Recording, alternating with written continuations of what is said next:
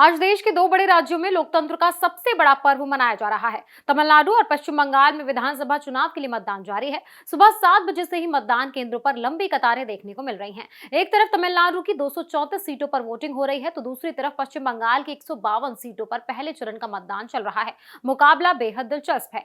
आज तमिलनाडु और पश्चिम बंगाल में चुनाव का माहौल पूरी तरह गर्म है। दोनों राज्यों में लोग बड़ी संख्या में अपने वोट का इस्तेमाल कर रहे हैं। मतदान केंद्रों पर सुबह से ही लोगों की लंबी कतारें देखने को मिल रही हैं।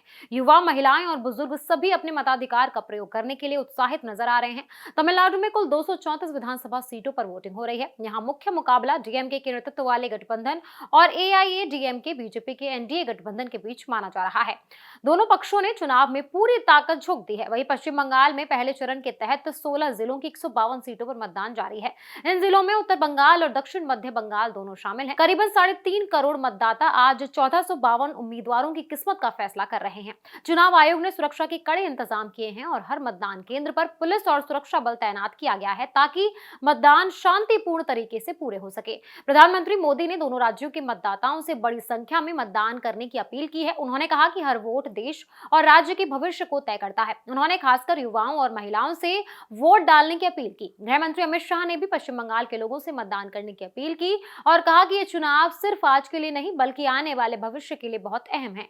उन्होंने सुरक्षा और विकास के मुद्दों को भी उठाया। पश्चिम बंगाल में मुख्य मुकाबला टीएमसी और बीजेपी के बीच माना जा रहा है। मुख्यमंत्री ममता बनर्जी अपनी पार्टी का नेतृत्व कर रही हैं, जबकि बीजेपी ने बड़े नेताओं के साथ जोरदार प्रचार प्रसार किया है। दूसरी तरफ कांग्रेस और वामपंथी दल भी मैदान में हैं और अपनी पकड़ मजबूत करने की कोशिश कर रहे हैं। चुनाव आयोग ने मतदान से पहले मतदाता सूची को लेकर एक अहम कदम भी उठाया। कुल 139 नए मतदाताओं को सूची में शामिल किया गया और 657 मामलों का निपटारा भी किया गया, ताकि चुनाव प्रक्रिया पारदर्शी और निष्पक्ष बनी रहे। मतदान का दूसरा चरण 29 अप्रैल को होगा, जिसमें 142 सीटों पर वोट डाले जाएंगे। आज का दिन तमिलनाडु और पश्चिम बंगाल दोनों के लिए बहुत अहम है। आने वाले दिनों में तस्वीर और साफ होगी कि किस पार्टी को जनता ने मौका दिया है।